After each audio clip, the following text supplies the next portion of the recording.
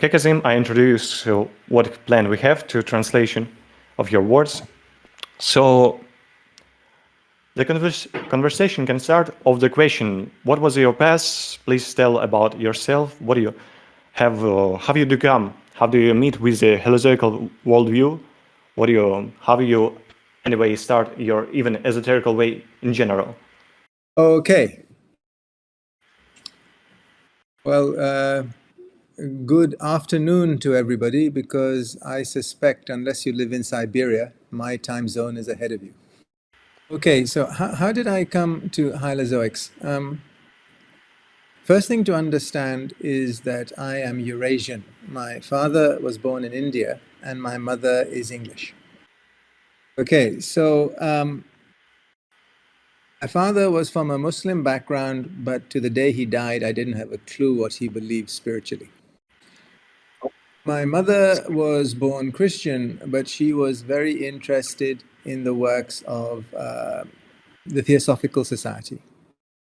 From a very young age, I knew exactly where I stood in the universe. There was never a time when I wondered why I was here, and there was never a time when I wondered my relationship to just everything around me. When my grandmother, who was a Shia Muslim, used to talk to me about Islam, even though I loved her very much, I just knew it was complete nonsense.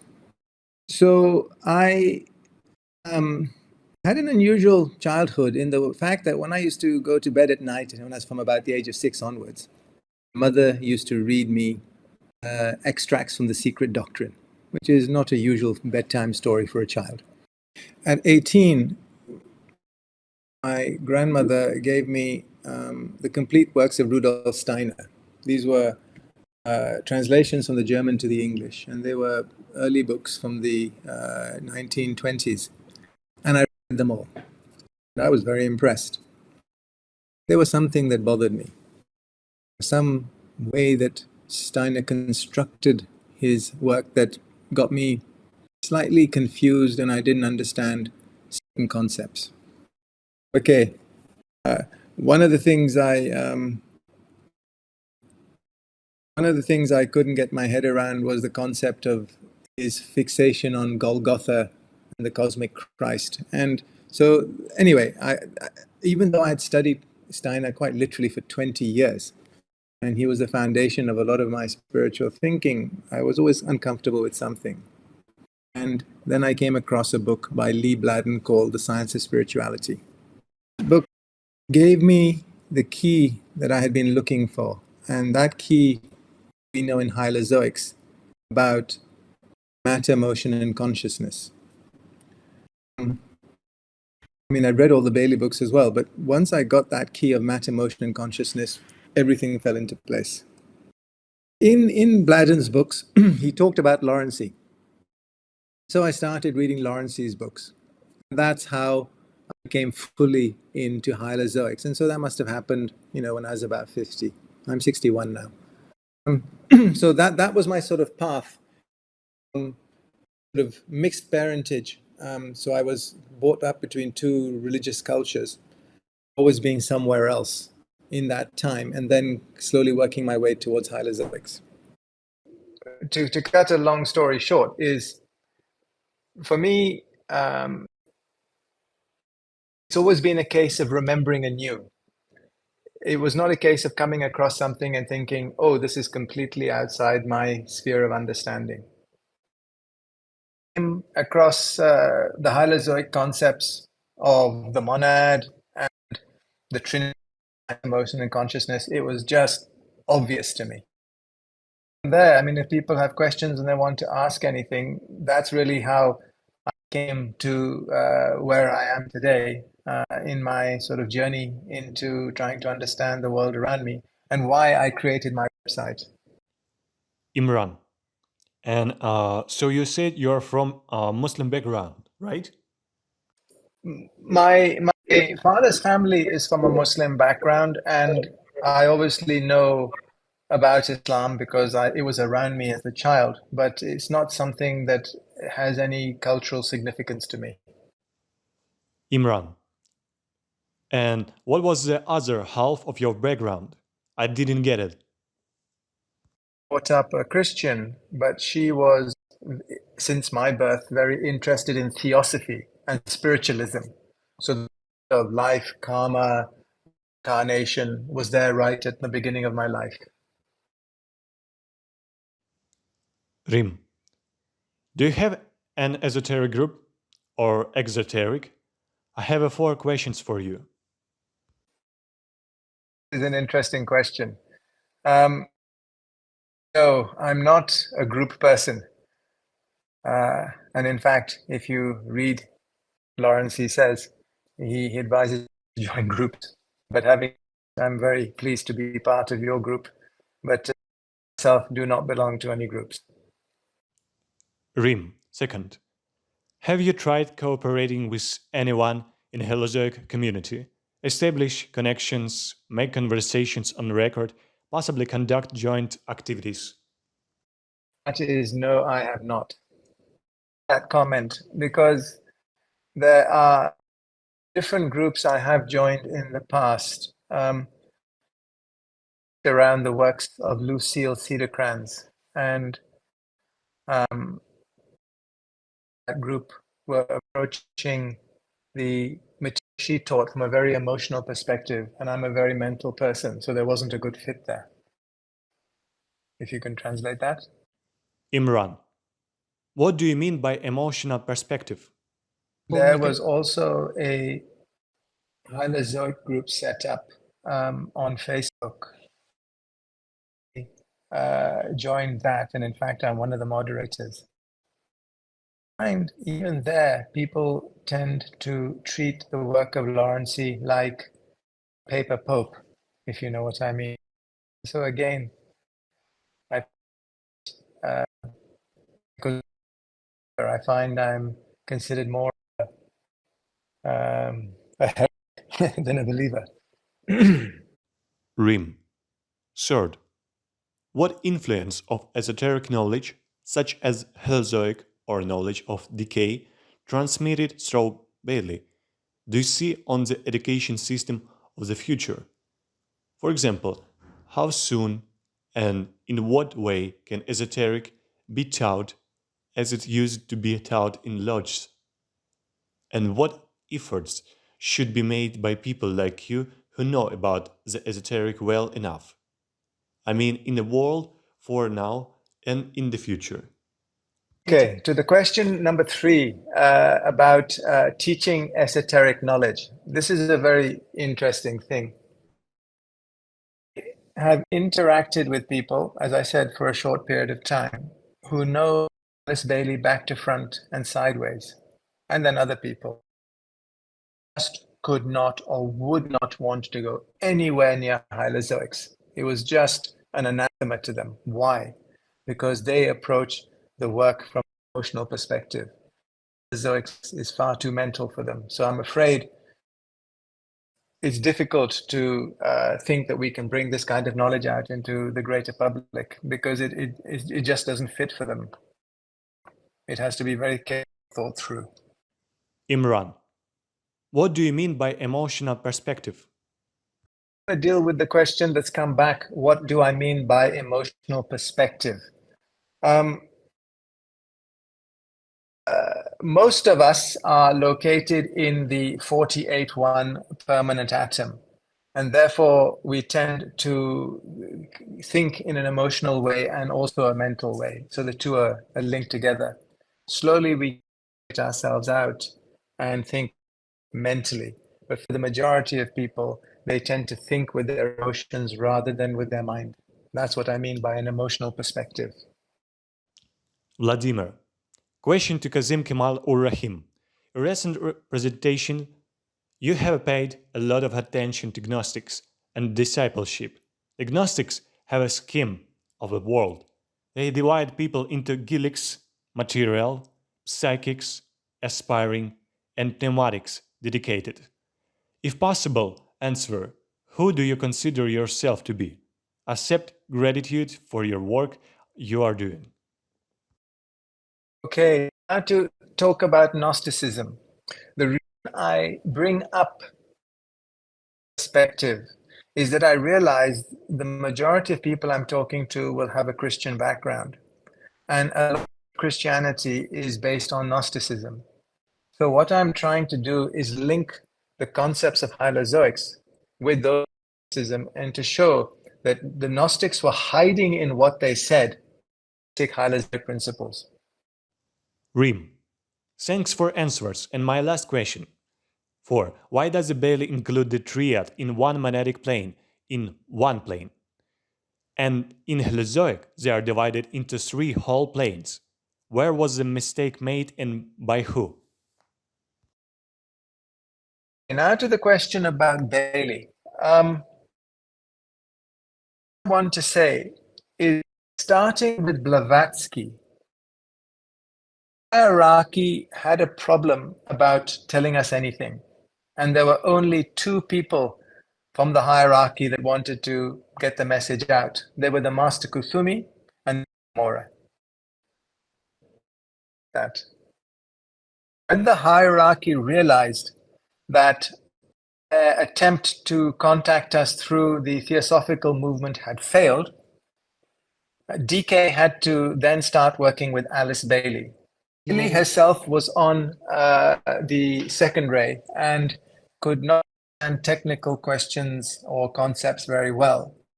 And DK himself was second ray, and they were much more into what I call the consciousness perspective. So what he was telling us was from there. And also, even at that time, there were things he could not say. So Lawrence started to bring out the hylozoic concept, obviously later than Bailey, and I think he was able to say more about Lawrence. Definitely was a disciple and probably of the Master Hilarion. Translate. Alexander, first, are you familiar with Lars Adelscook corrections of Alex Bailey's books? Am I familiar with Lars' books and corrections of Alice Bailey? The answer to that is yes, I am. And I am one of the people who thinks that, again, we should not treat the works of Bailey like a paper pope. Translate. Alexander, second, when was the last time you reread Alice Bailey's books? And do you have any desire to comment on them based on hylozoic? The last time I read a book by Alice Bailey, it was Cosmic Fire, and I read that several times. I read the companion text written by Lars, and already knowing about the concepts of matter, motion, and consciousness, the line in became much more intelligible to me. Is, do I desire to comment on them based on hylozoics? That's a very big question, and take hours and hours to do. So I don't think you can profitably deal with that unless you pick a very specific point and discuss it. In my perspective, I think hylozoics gives us a framework to work with, and that is what we should concentrate on. My future presentations, just to give you an idea, today I wrote 3 presentations, the last of which will go out in the end of October. I'm dealing with things in more detail now. Currently, I'm dealing with the science of the Antakarana. So my work will deal with sort of targeted things more around the path that the disciple takes. And, that's where my interests lie at the moment. Translate. Imran, which part of the world is more ready to accept hylozoic knowledge, USA or India? That is not something that is going to be widely disseminated, because most people approach their concept of faith directly through their emotions, or they come from an esoteric perspective through the works of people like Blavatsky, Bailey, and those sorts of people. And I find it difficult to deal with the very matter concept-based hylozoics. The law of self-development and the law of freedom. we may see things in a certain way, but we should not try to put that on people and take them out of their comfort zone. I think if they approach us with a question, we are then able to answer them through our own perspective. In fact, why I put my website up. I'll explain a little bit more about the website. Maxim, how do you decide to create website? The reason I actually did my YouTube channel, whenever I spoke about esoterics to people, I always tried to get a concept across, and then I realized I had to put another concept in place before I could talk about this concept. So I put a website up which had all the concepts there, so I could then speak and say, look, if you have an issue, go and read that first, then come back and we can talk. Translate. Alexander, where in the USA do you live? In the USA, I live just outside Washington, D.C., but at the moment I'm sitting in Vientiane in Laos in Southeast Asia. Translate. Going back to the website.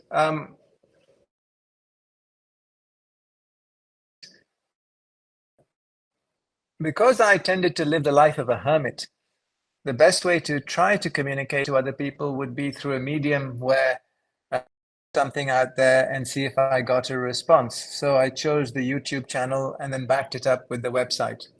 Translate.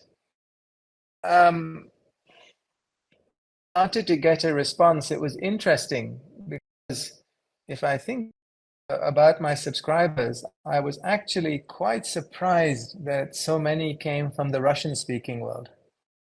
Imran, have you read Fourth Way? I've not read The Fourth Way to the best of my knowledge, but I tend to forget what I read anyway. So maybe I have, but I honestly can't remember. Alexander, what places on the planet have you been to? Near which mountain peaks? The Himalayas? How many places have I been to? Okay, well, I've visited 61 countries. Translate. Maxim, how many presentations do you want to create? Presentations are going to be an ongoing dialogue. So as ideas pop into my head, I will just keep on talking about them. So really, the basics that I laid out probably occurred in the first 77 presentations. And after that, I just started picking up themes and working with them. Translate.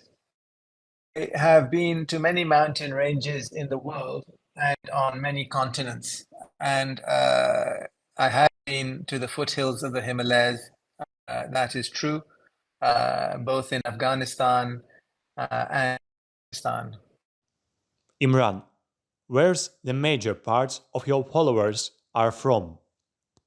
You know, we have to understand that Lawrence tells us that the will resonate to hylozoics are those that have met it before in a previous incarnation. Actual hylozoic concepts have to be translated in another way if you want to reach a larger audience. A major part of my followers are from, I didn't know I actually had any followers, point number one. And point number two, if you mean subscribers, I suspect that they are split between the United States, the United Kingdom, and the Russian-speaking world. People in Italy and also Sweden and Norway. Vladimir, practitioners and theorists, what is your attitude to working with a great appeal from Alice Bailey? Okay. I don't know what the great appeal from Alice Bailey is all about. So I've never really been into her movement. I have read her books. I obviously have greatly appreciated them. But I was very much more into a connection with the Master Kumi. I feel I have a more direct link with him, and that's why hylozoics fits me better. Me laugh is that I was in a monastery in Italy and I saw the only existing picture of Saint Francis who is the Master KH, on a wall. I was shocked because I was looking at myself. Translate. Alexander, is your wife an esoteric? I feel drawn towards, and I'm also a numerologist, so that is, again, it was no accident that I was drawn into hylozoics, considering I already had a background in numerology. No, she Да. is not into esoterics. She is Japanese, and she is just a practical person. She meditates after she does her yoga, but she thinks my my thought somewhere in outer space rather than on Earth. She doesn't ridicule me, but she's not interested either. Maxim, what is your personal, most likable part of hylozoical worldview? About hylozoics, this is what my own knowledge is, that when you interact with people, try to ask them questions and then ask them to place themselves in their own world. Take the conversation from there. It's difficult if you try to bring concepts which they will just not hear because their ears will close. And it's not right for you to do that anyway. Translate. What I feel is that if you send a signal out into the universe, then you will attract a signal from those people that are ready to tune into that signal. So, matter of putting something in deliberate view is just a matter of sending a signal out and then seeing who responds. And in that way, the web is a very useful tool for the dissemination of information. So that you always use your common sense, trying to understand what you think you know. Because I started to talk about the different of matter, I used the terminologies by Bladden because I thought they made more sense than the terminologies by Lawrency. Heresy by the Lawrency fanatics. But all I was using my common sense. Imran, don't you feel missing something staying by yourself? In a forced way, there is idea of staying in work, but living in society. How possible is that?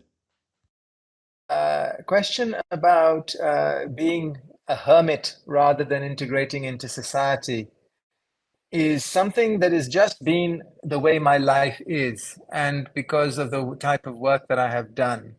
If you met me, you will find that I'm a very gregarious person. There's nothing shy about me at all. But don't necessarily go seeking the bright lights and the company of others, yet I'm very happy when I'm there. It's possible to live in society and hold whatever views you do.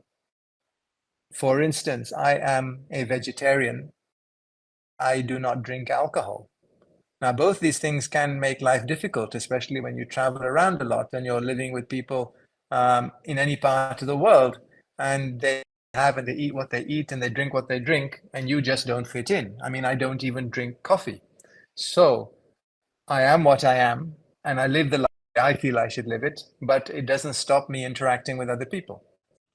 Alexander, how do you feel about the political types of government in the United States, Russia, and China? Do you expect changes in these countries? Ultimately, that people get the governments they deserve. It's not being mean, it is just reflecting that whatever situation you find yourself in, the government actually reflects back to you who you are. And so you have to work with that and change it slowly so that you become something different. But it's a mistake to think that, oh, the government is this and then the people are somehow something else. No, the two come together and are a reflection of each other. Whatever a country goes through is its own karmic path. So what Russia is experiencing, what China is experiencing, and what American experiencing are fascinating topics, and I can talk for hours about them. Obviously, that's going to be a much longer discussion, but each country is living its own karma, and we can do the best we can to try to change and help things if we can, but at the same time, the people have to live through it themselves.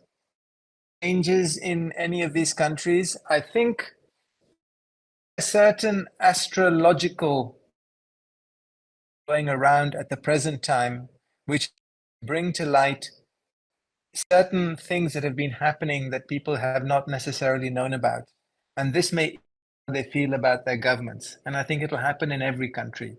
Some of the aspects may be related to COVID, for instance. I think we are in a time where there will be changes becoming manifest as people begin to wake up slowly and realize the relationship between the ruler and the ruled is actually slowly changing.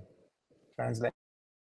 Point out is that people who read the books of Alice Bailey have been told that there is going to be a meeting held in 2025 where the hierarchy meet to decide certain things. And this is true, but they somehow seem to think that the next day the hierarchy is going to turn up on our doorstep and take control of everything. I think here they are sadly mistaken. Full stop. If Maitreya turned up on our doorstep tomorrow, we would either call it fake news or we would shoot him. And there's nothing that he could do to convince us of who he was, because if he did that, he would be breaking the law. I think for us to accept the return of the world teacher, we have to our knees first and be asking for that return. Yet, but one day that may well happen. And I think that, in my opinion, in the form of a comet striking Earth.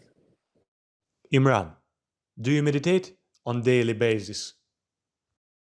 Answering the question relating to meditation, yes, I do meditate on a daily basis, but what I term meditation to be, I don't think anybody else on the planet would agree with me, because I sit there, but I would not say I actually meditate. I go through a series of mantras. If I have a question going through my head, I find answers just drop into it. So it's more like a time where I receive inspiration. Wouldn't exactly call that meditation, but I do it every day. Maxim, technical question. What kind of matter 49 globe are created? Technical question about the matter on the 49th globe. Matter on the 49th globe is tertiary matter. You cannot have secondary matter on the 49th plane. That stops on the 48th plane. We obviously cannot have primary matter there either, otherwise we just simply disintegrate. We obviously have quaternary matter here, but that quaternary matter is monad inside the mass of the tertiary matter. So if you had a rock, for instance, maybe a monad inside it, but the rest of the rock would be tertiary matter. Translate. Rim, can you repeat your answer about mental meditation and mantras?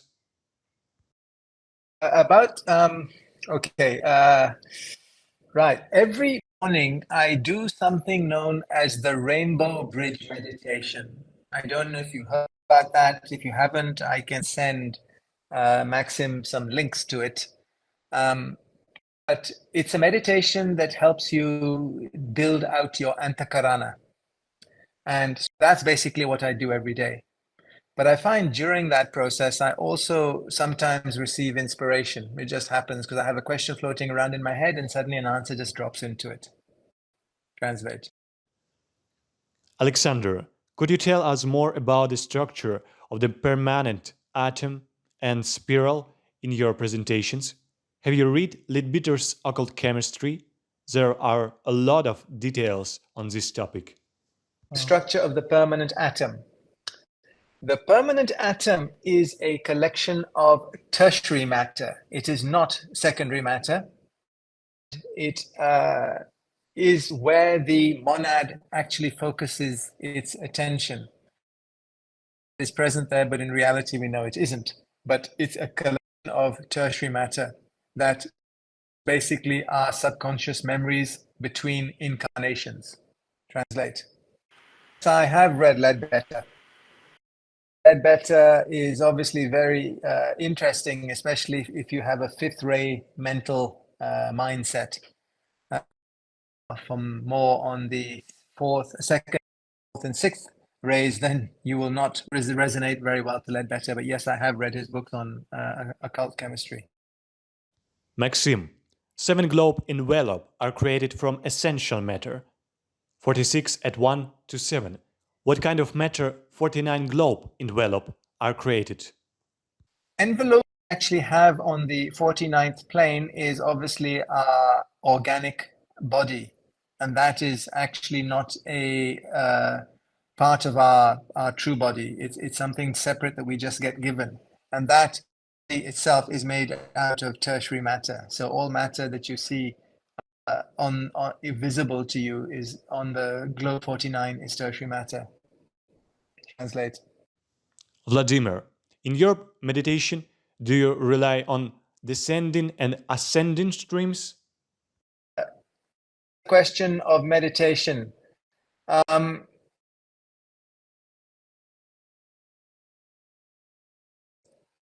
Question talks about ascending and descending. Ways you can think about that question. If you use the term descending, meaning that you are talking about the downward movement of secondary matter, then I definitely do not work with that. I am an evolutionary monad at my current stage of evolution. But obviously, energy flows in from the rays above because you get your energy from the Sutratma, which comes from the highest planes in our solar system and beyond. So that energy is always coming through me, but I don't work at it in any specific way. Right. Alexander, 49 and 1. Here, 49.1. So I presume this is talking about the atomic structure of the physical plane. The base of any plane of matter is the atomic level. This is in our solar system, not outside it. And so every other molecular plane below that is made up of this atomic matter, which itself is aggregated into molecules. So that is how the matter on plane 49 is made, from the base atomic matter. And then that, but the actual base atomic matter of the 49th plane must be tertiary. Imran, did you study Islam? I see most of esoteric schools mostly focus on Christianity or Old Testament and its mistakes, but Islam is becoming the ruling religion and there's no too much of esoteric knowledge about it. To the question, do I study Islam? The answer is yes. And the part of Islam I study are the teachings of the Sufi mystics. And they teach is equal to anything you will find in the Western Christian or Jewish traditions.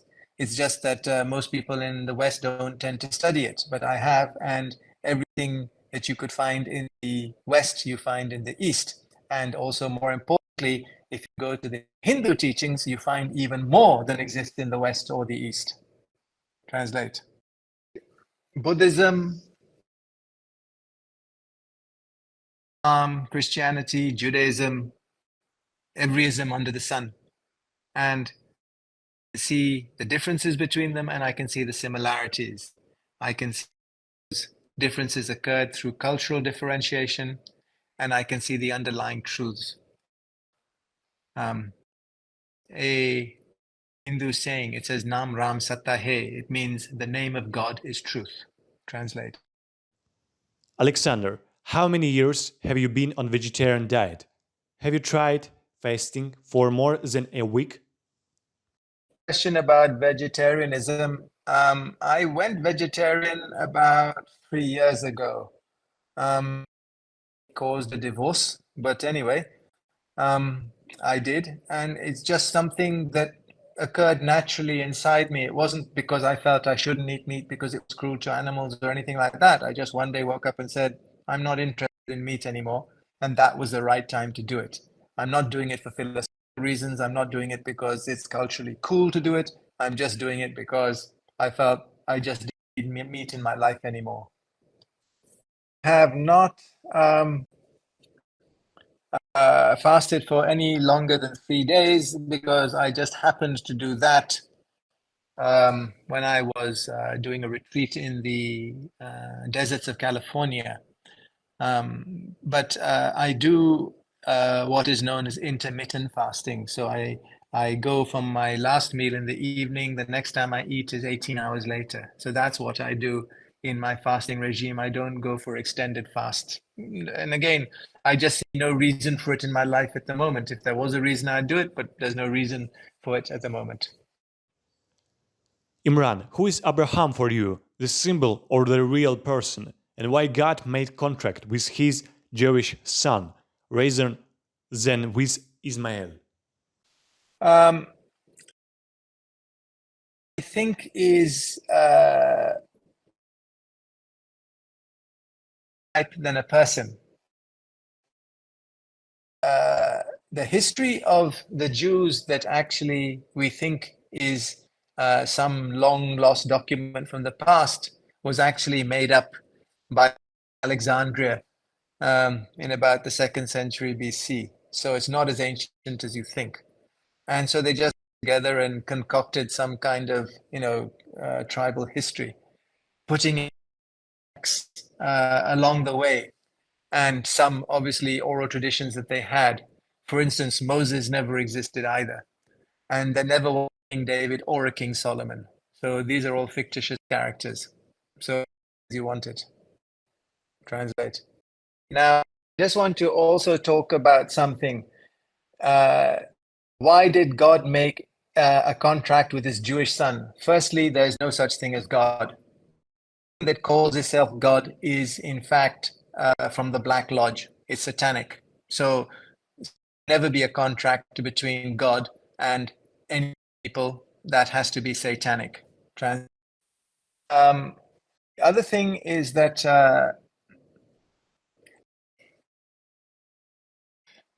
relationship of the Jewish people is an interesting one, because they are a group of monads that actually had gone through an evolutionary cycle ahead of us and were brought to come and be in this cycle with us to help us develop, because they were further along their path. But they ended up, instead of dispersing amongst us, they actually stuck together. And from that, everything went wrong. I happen to be a quarter Jewish and necessarily broadcast loudly. Maxim, have you tried to use hylozoic for fixing some holes in the science theory or physics or chemistry? Okay, now, have I used hylozoic to fill holes in science? Yes, all the time. I actually am a doctor of science. So that is my background. I'm a scientist. However, the what I find it most fascinating is in astronomy. The view of the astronomy is that we live in a gravity universe, and that is complete nonsense. Not from a scientific perspective, but also from an esoteric perspective. If you listen to the podcasts or the YouTube from thunderbolts.org, what they talk about and how our sun is actually just a light bulb. It's not a nuclear reactor. And that makes sense from an esoteric perspective. Translate. Alexander, have you ever been to California? How long? There are especially many esoteric societies. Are you familiar with the teaching of Max Handel, the Rosicrucian doctrine? This is a mental esoteric teaching, not for emotional mystics. To the answer about California, yes, I have been there, but only as a visitor. And there are many esoteric groups there. Sixth root race will emerge from California. At the moment, just coming into the 6th sub race. So the 6th root race will in fact make its appearance in about 25,000 years' time, but California will be one of its birthplaces. Now, When it comes to Max Handel, I just have this to say. Of the Rosicrucian movement was Christian Rosenkranz, who was the master, who is now the Mahakohan. Never let any one disciple know who was. No such thing as Rosicrucianism in existence today. It's all fictitious. Knows anything about the message that Christian Rosenkranz gave to his disciples. So anybody that do making basically it up, full stop. You read the works of Lawrence, he repeats this time and time again in his books, in the Philosopher's Stone and in the other books as well. Nothing about Rosicrucianism at all. Either did not both realize that they were Rosicrucians. Maxim, can you tell why gravitational universe are false? You asked the question, why are we not in a gravitational universe? Well, I'm a scientist. Usually base their science on things that they can measure. You tell me one measurement that's ever been made related to gravity. Where is the gravity particle? We don't see it. Yet we talk about gravity as though it exists. This is an article of faith. This is really like saying that Jesus was resurrected from the cross. Did anybody see it? No, but we believe it. So it amazes me that scientists talk about gravity as though it exists. Something attracts something to another thing, and I believe that force is electrostatic energy, which again would make perfect sense from a hylozoic perspective. But gravity cannot exist until it is proven, and nobody has measured a graviton or a gravi-wave or a gravi anything. So how can we talk about gravity? If you look at the standard model of our solar system, it's supposed to be holding it together. It cannot, because there's not enough mass in the universe to hold it together. Yet it doesn't fly apart. Gravity, it would fly apart. So what do the scientists do? Come up with theories like dark matter and dark energy. These are just an equation. There's no scientific proof of them. Stick them into an equation, suddenly gravity then makes sense because they put in these artificial numbers. However, say that electrostatic forces hold the universe together, that then makes the universe stick together, because the solar system would not fly apart if it was electrostatic forces, and we can measure that, and we have measured it.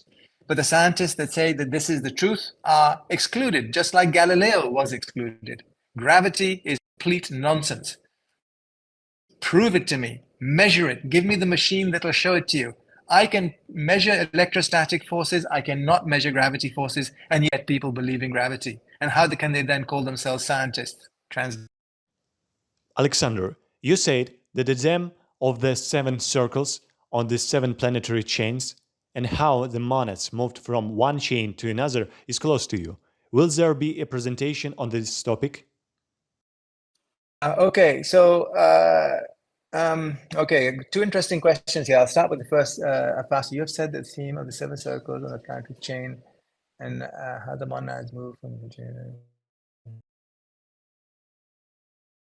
Yes, I know. People are interested about and have been asking me to go on about the rounds, the chains, and the globes. I think about how I will represent that graphically to make it sort of intelligible to people, and how much of the detail I want to go into. I haven't plucked up the courage to do that yet. One day I will do, because obviously people are interested about it. And for me, I'm also interested about it. So that's a promise that I make, but it won't happen this year. Imran, do you mean Yahweh is a satanic god? Did he speak to Muhammad as well, or Muhammad was hit by different phenomenon? Question about is Yahweh satanic? The answer to that is yes. He started off being satanic. It was a black magician, and then it became an egregore. The egregore now is not necessarily satanic, but the initial supposed entity that was telling people to go into Palestine and kill all the men, women, and children, that was definitely satanic. Translate. not speak to Yahweh because Muhammad was spoken to by the Archangel Gabriel, supposedly. But Muhammad, as we know him, never existed where they said he existed. Mecca didn't even exist at the time of Muhammad. Muhammad, in fact, lived in Petra, not Mecca. And so, how we got this whole story of his life in Mecca is basically a very interesting one, and I could talk to you for hours on it. But let me tell you that what you think Muhammad is, he wasn't, but he definitely was somebody that was, there to set up a religion. In the same way that Jesus actually never existed either, but that's another long story. Translate. Maxim, what in general are electricity? Not only in the physical world, but higher. About electricity. Electricity is an etheric phenomenon, and it is a particle, because everything has to be a particle. There are other particles that actually move that energy around on every other plane of matter. One underlying energy that comes in from the antiverse, and that's known as fohat in the Hindu tradition. And that is primary matter moving through the universe. So the main matter going through the universe that is energy is fohat. Emanating from the sun are other kinds of rays. And in fact, there are 7 kinds of electricity that come out of the sun. And the one we have going through our copper wires is the lowest form, which is etheric. Translate. Vladimir, is the statement true? Gravity shows what binds a person. It is an element of retention. Zero gravity shows that the planet makes it possible to move freely from one land to another. Conclusion: the nature of gravity. All attachments, emotions, desires directed to this earth and create a gravity. Some initiates clearly shows walking on water, moving in space to any point, thereby showing their freedom from illusion and from the nature of gravity of this place. About gravity, as I said, gravity doesn't exist. So, for me, it's pointless talking about it. Magnetic attraction is something different because we are now talking about magnetic fields that sort of an ionization then attract to bodies. And that obviously has its resonance in matter, so it makes sense. Gravity, you tell me what a gravity wave is, nobody, or particle, we've never seen one. So how can we even talk about gravity? Whereas I can definitely talk about electrostatic attraction because we can measure it. What attracts one thing to another is obviously something other than gravity. And yes, people can walk on water. But the question I would ask is, why would they do it? Because do that, and also tell me who, because Jesus never existed, so he never walked on water. And if you are somebody that can do something like that, you would never show it to another person, because if that's not in their way of thinking, then you are taking away their free will and forcing yours on them, saying, look, I can do this. And no initiate would ever do that. So tell me, who goes around walking on water in front of anybody else, other than somebody that is misusing powers? Translate. Is that in that question from Vladimir, is that they talk about freedom from illusion. There's no such thing as illusion. There is matter, and we exist on a plane, and we can objectively observe matter. That matter is not an illusion. This comes from the Hindu concept Maya, saying that all the plane below is somehow not because we are on the plane above, is obviously true from an esoteric perspective, in the sense that everything below becomes dark and your world is real and everything below isn't. But if you're in that world below, that world is very real. So to look at our world and say it's an illusion is missing the point. Every plane is very real, but it's less relevant when you go to the plane above it. That doesn't make the plane below it an illusion. It just means that the plane below it is something no longer relevant to you. Translate. Alexander, until the 20th century, scientists believed that the atom of chemists is not divisible. Then it turned out that it consists of smaller parts. Could it be that hylozoic monad is also not the smallest particle, and that there are even higher worlds? But they will tell us about it in another 100 years. Now, the point about the monad possibly being divisible into smaller units is something that is not going to be the case. And in 100 years, there's going to be nobody on this planet that is going to find a different explanation to that. Because we were told that the monad is the smallest unit by Pythagoras. And Pythagoras is the Master Kuthumi. And the Master Kuthumi is now the Kohan of the second ray. And in a 2,000 years' time, he will be the world teacher. And if he doesn't know what he's talking about, then how do you think any of us is going to find anything different? As we can't on this plane ever think of anything originally anyway. Imran, what is Antichrist? Is it a real person? Will there be a coming back of Jesus? There is no such thing as an Antichrist. It's a sort of a fictitious duality that's been made up by Christianity. There is actually no such thing as evil either. What there is an ignorance of the law. This is what Lawrence tells us. So that if you do things that are not in accordance with the law, then you are obviously bringing the universe into some kind of disharmony, and it's then your responsibility to put it right. And you may do things that would appear to be evil, but you're really doing them because you're ignorant of the real consequences, or you are blinded by your own ego. Translate.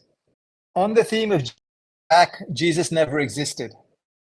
The person that existed was Jeshu, 150 years earlier than the fictitious character of Jesus, the Kohan of the seventh ray.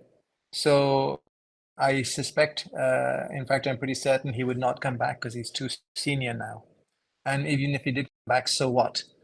It is not Jeshu, because Jeshu was just the vehicle for the world teacher to manifest through for 3 years. So the important point is the world teacher, not Jeshu. And Jeshu would have no great reason to come back. Translate. Alexander, how do you feel about Sai Baba from India? Is he a master or an avatar? The first thing is that there are two Sai Babas. Sai Baba, and then apparently his reincarnation that occurred somewhere else in India later. Both these entities seem to have been people that were obviously had a very big magnetic presence. And I knew devotees of the late Sai Baba, the later one, not the earlier one, and talked about all sorts of miracles. And again, I would ask the question, why are you doing miracles? We know that no disciple would ever do that. Have been a spiritual person, but to think that he was some kind of avatar, we are kidding ourselves. But anyway, he was there. Other people have said very negative things about him, that he was a pedophile and he was this, that, and the other. But again, that could just be, spinning nastiness at somebody that was actually good. I wouldn't get particularly excited about Sai Baba because he was again operating for people on an emotional plane. They wanted to believe in somebody and think, oh, this man's great, so let's go and give him lots of money and bow our heads before him. Fine, if you want to do that, do that. That's not my way of doing things. We find in society that there's definitely a need for people to look up to somebody because they are somehow special. This is very much a function of the sixth ray. But the sixth ray is now going out and the seventh ray is coming in entering the Aquarian age. It is going to be about an inner journey. We are going to no longer need to believe in external sources. The entity that you really need to make contact with and follow is your solar diva, nothing else. There may be people outside that can walk on water. I'm very happy for them. But as Lawrence tells us, always look at everything with your common sense, because that's the one thing that you need to keep focused on all the time. Translate. Maxim, why are you using terminology of Libladen? For example, antiverse instead of primordial matter outside of cosmos. What I want to say about Libladen and his terminology is that I spelt it wrong to start off with. I spelt it A-N-T-I, and it should be A-N-T-E. Anti meaning before. So it is in the antiverse that you have primordial matter. Whereas if you primordial matter, you do not give it a place anywhere. So therefore, you need to talk about the place. Now, I could use the chaos, but again, chaos is an effect, not the place, and is somewhere you can describe that the primordial matter exists. That's why I use the term antiverse rather than and put it that way, because the antiverse comes before the universe. Imran, can you recommend some source about Yahweh and real origins of Islam? About recommendations of some sources about Yahweh, I would point you in the direction of the works of Lawrence, and probably the best place to look that up is in the Philosopher's Stone. He talks about Yahweh and the fact that the whole concept of Yahweh is a disturbing one, because no entity would ask you to worship it. So why or who wants to be worshipped? What wants to be worshipped is a black magician, because they need your energy to keep themselves alive. The source would not need you to do anything. So, so look to Lawrence for that. Translate that, and then I'll talk about the next one. Answer about the real origin in Islam. My answer to Maxim is, to Luca, that I will send a link to you. Obviously, I'm in contact with you. And I'll describe you as Phoenix Water, and I'll send you the link about the origins of Islam. There's a very good YouTube video that explains this very, very clearly. Send that link to you, Maxim, and then you can then pass it on to Luca. Okay? Maxim, do you talk with Lee Bladen? Have I talked with Lee Bladen? The answer is yes, we have had discussions. And interesting, because I talked to him about his work, and I said I was going to do a presentation that would be using his work as the basis. It was interesting. He was no longer interested in his work. He said, I've gone beyond that. No longer interested in the knowledge, talking about all the different knowledge of the esoterics. So in a way, what he was saying in a coded language is that he's obviously gone to another level, and so he's not into that anymore. So fine. So that's not where his interests lie, and good luck to him. I'm very grateful for the work he did, because he produced a brilliant book. Translate. Alexander, until the 20th century, scientists believed that the atom of chemist is not divisible. Then it turned out that it consists of smaller parts. Could it be that a hylozoic monad is also not the smallest particle, and that there are even higher worlds? But they will tell us about it in another 100 years. Asking the same question because before the translator missed this part to translate. The answer about the monad being the smallest particle has come up again. I wonder if the person putting that question forward did not understand my answer. All I would say is that that is given in hylozoics is that there is nothing smaller than a monad, and this links back into the antiverse. So for there to be something smaller, it would have to be in the antiverse or somewhere else. So I don't think we have any information to that. So if you have a better model than the monad, then please let us know. But as far as I'm concerned, the monad is the smallest particle possible. There seem to be no more questions coming up, so I guess I'm off the hook now. If there are any questions, please put them out in. Otherwise, I'll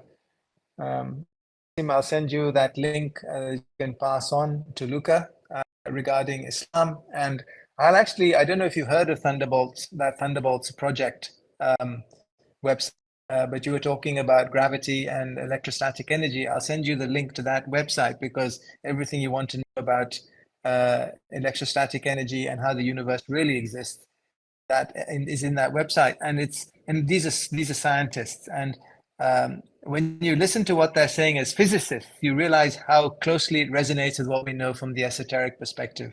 So I believe they're on the right track. Maxim, what are the reason to use terminology for Bladen instead of some terms Lawrency? Use the Bladen in some cases rather than Lawrency because they were clearer and more logical with his terms, and on the whole, they're pretty good. But term, for instance, essential for plane 46 to me is not as clear as unity, because unity describes what is occurring there. Essential to me doesn't. He also talks about the divine plane. Lawrence, he comes up with some other term. And I explain also in my presentations why I prefer the term divine. So again, I'm not being tied to a paper pope. I read what I read and I say, can this be expressed in this way? And if not, can it be expressed more clearly? And therefore I express it in the way that I do. And I've obviously mixed and matched my terminologies. Sometimes I use also terminologies from Indian, the language and things like that. So it's just really about communication. As long as people know how or where you're coming from and how that relates to perhaps how other people have said it, then I should not see that as a problem, although some people do. Translate. Alexander, have you tried to communicate with Lars Adelskog? Answer to whether I've communicated with Lars Adelskog is yes, I have several times. I once asked him if I could buy the books, and he said, don't bother, use the PDF files, they're more up to date. Another time he sent me a long letter about the Agoides, the solar angels, and how they functioned. And that was a very useful communication. And I've put that into my presentations. So yes, I have communicated with Lars. Maxim, can you tell about your perspective about invocation? Starting with the question about my perspective of invocation. Interesting thing, because obviously it is a powerful tool. You can ask for things, but remember, if you want to be taken seriously by the hierarchy, you do not ask things in a personal way. You ask things for others, not for yourself. And if you know how to invoke, you can also invoke devas. Never ever invoke secondary matter. Only black magicians do that. So that is what invocation is about. And it is linked with white magic. It only really be performed under the instruction of your teacher. So I stick away from white magic at all costs. I'm not going to go there. So that's my answer to the question on invocation. Imran, why Asia is more peaceful than Europe? The next question, why is Asia more peaceful than Europe? Answer to that is, which part of Asia are you talking about? Have you forgotten the massacre of the Rohingya in Burma just recently? Have you forgotten the fight against the Tamil Tigers in Sri Lanka? Did you forget about the partition between India and Pakistan that resulted in the death of 2 million people? Did you forget about the Vietnam War? Have you forgotten about the massacre of the Uyghurs in China? Do I go on? Where is Asia peaceful? Alexander, have you read Lars Adelskog's own books on hylozoics? Which one of them do you consider the most useful? Books. One of his essays is very useful to read is the explanation, because the explanation comes with a companion text and a list of questions as well with answers. The explanation is very good. Then he's written one on cosmic intelligence. That's probably his best work. And that is over 450 pages long and is a companion to Cosmic Fire by Bailey. So I would say that is probably Lars' masterwork. Translate. Maxim, did you have any contact with casual ideas, like enlightenment moment in meditation? If yes, what it was about? Yes. When I meditate, sometimes I seem to get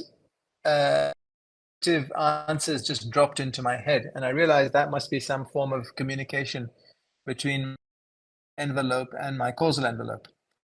But it's not as though I'm seeing the true causal idea, because the true causal idea appears as geometric shapes, which then have related. I have never witnessed anything like that. There's no psychic bone in my body.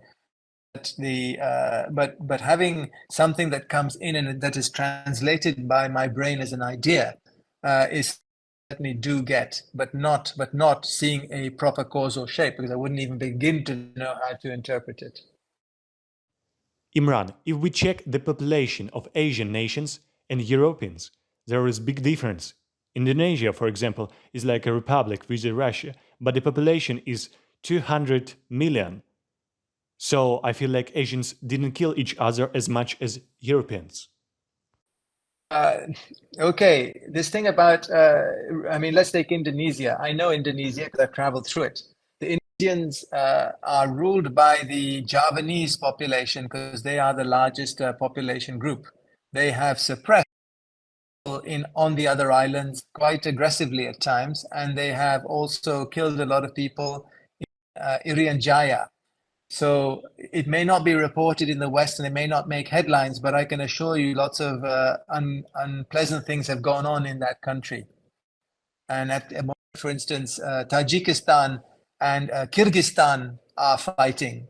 But again, unless you follow those things, you wouldn't know about it.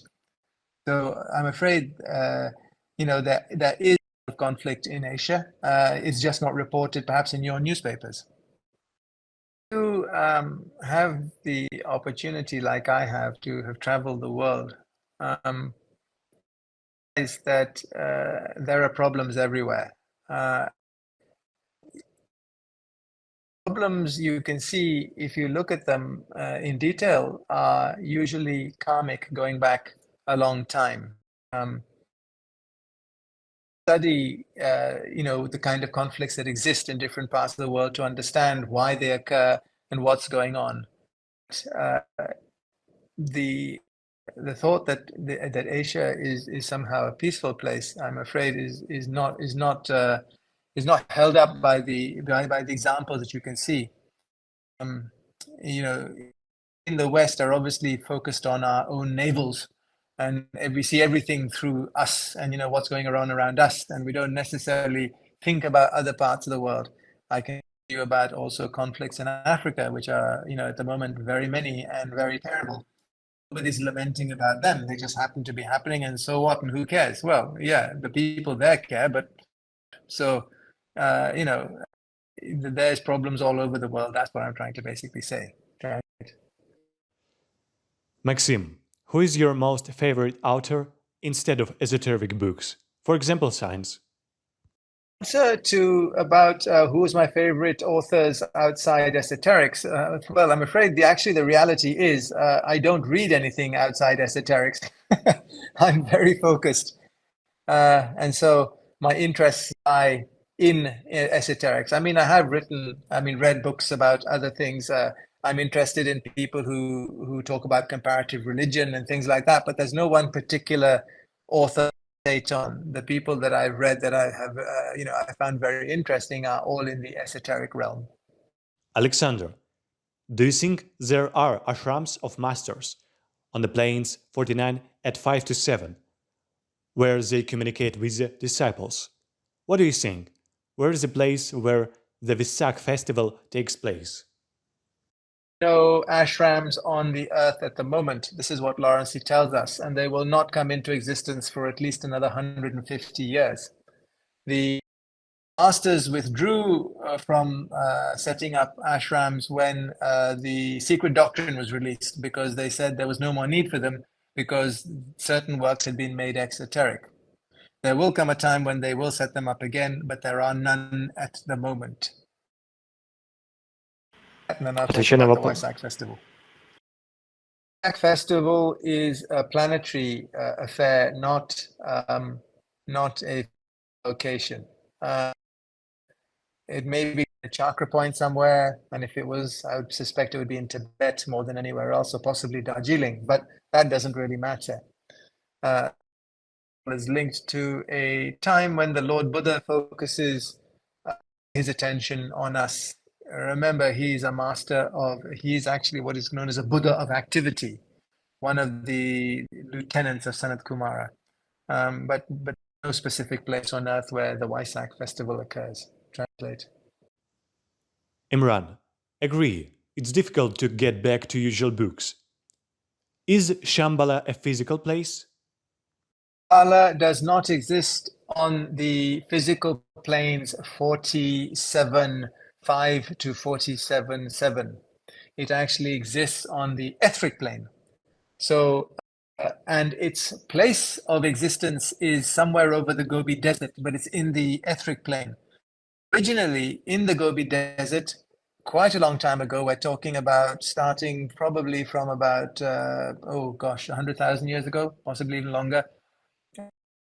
Movement out of Atlantis. The Manu bought a population and settled them in the Gobi Desert, which at that time had a sea there and was.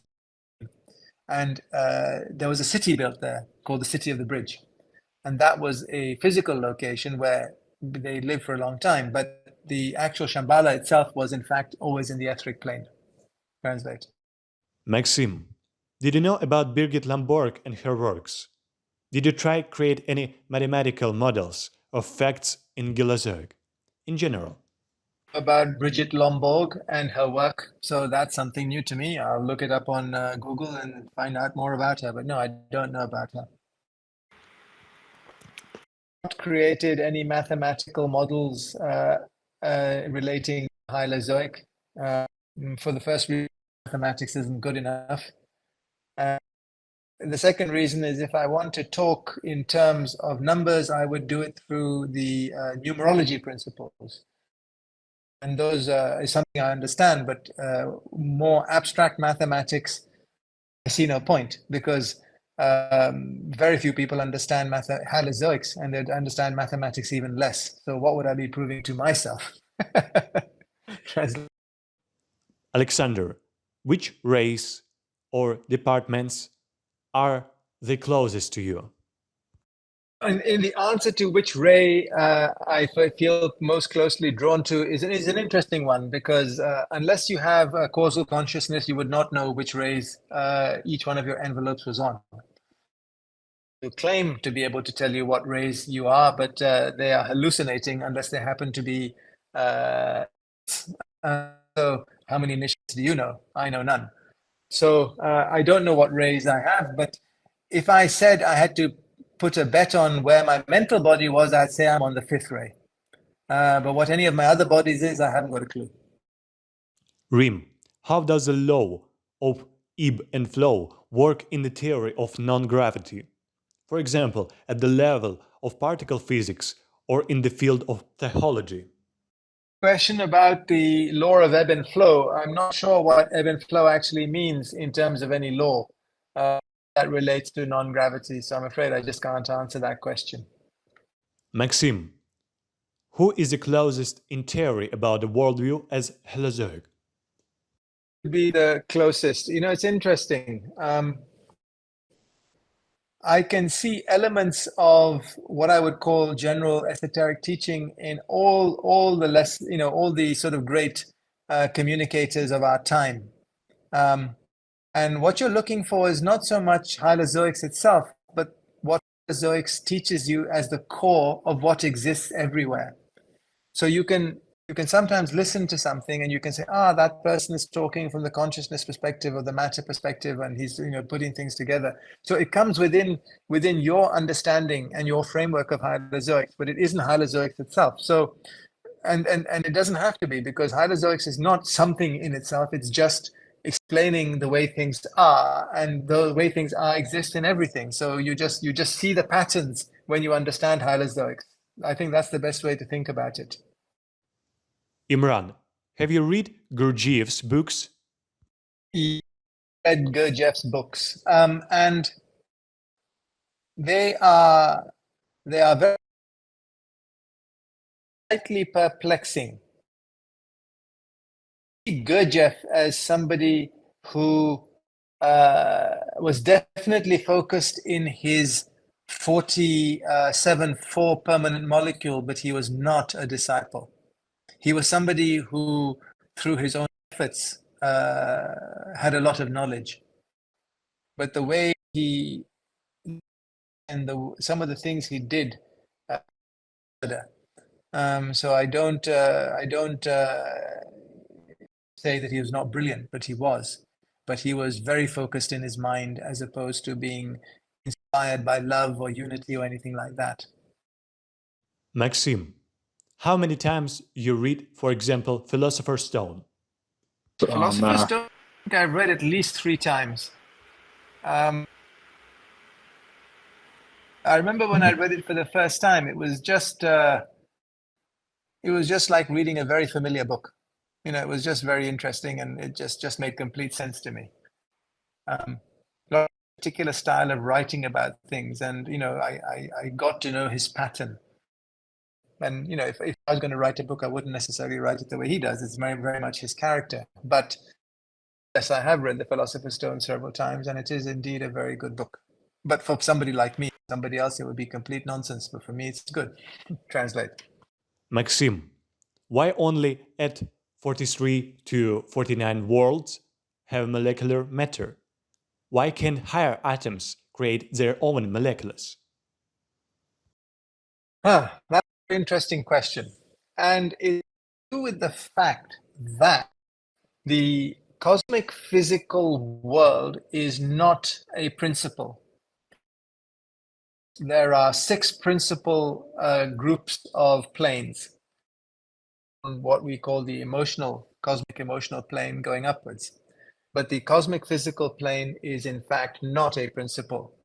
Exactly the same way that our body is not a principle of us. It is something different. Say that and explain more.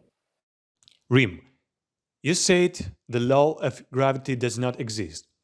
How can you present your theory of non-gravity if the context of, for example, the law of ebb and flow, the law of cyclicity and economy in the universe, have the particles physical move if not show the law of gravity or attraction? Unfortunately, our group didn't have enough skills to translate your previous speech about non-gravity theory. Maybe we'll do the translation later. Okay, this is going to get a bit technical, but bear with me. The primary atom is very energetic. And so for it to operate on any lower plane, it has to form an envelope with a group of other atoms. Coming down through the planes of matter from 1 down all the way to 42, those are all atomic planes. To then get something to get a frequency low enough to have evolution develop consciousness in the way it does, we need to go to a level where you have to have something more than just atomic structure. You have to have molecular structure. Otherwise, it simply would just burn up. The monad wouldn't be able to focus. So it's on the physical plane that you have molecular structure. And I'm talking about the cosmic physical plane, which is made up of 7 planes, sorry. Doesn't exist at the higher level. So it's a solution to a problem. And the problem is to do with the energy that is contained within the primary atom. Thing is that the monad actually never enters the cosmic physical plane. It just focuses its attention there. The cosmic physical plane is effectively made up of these atomic structures, yes, but the things that we see is the molecular structures, and those molecular structures are made up of more or less secondary and tertiary matter. So it's in that cauldron that they themselves may go through their transformations, because they can do it here in the cosmic physical plane, but can't do it anywhere else. So they need that structure to go through their own evolution. It's obviously a lot more complicated than that, but there is no need for the molecular structure to exist on the atomic planes from 42 back to the first plane. So I guess that's it. The last question. Thank you very much for to me. I hope I haven't bored you too much. And that's all I can say. I'll definitely send you that link through Maxim. Alexander, Alice Bailey lists such beings as atom, man, planetary logos, solar logos. And what do you think? Is there a logos of galaxy and even larger forms in the universe? Every envelope has a logos attached to it. So we have a planetary logos, we have a solar logos, then there's also him of whom not may be said, and I'm sure the cosmos has a logos. It goes on like that. So yes, there's always one controlling ad for the evolution going on inside an envelope. Imran, okay. Sasha, thank you. Denis, Kazim, thank you very much. Maxim, next time we hope we will be all good with sound. Maxim, Take care. Hope we will have another meeting soon.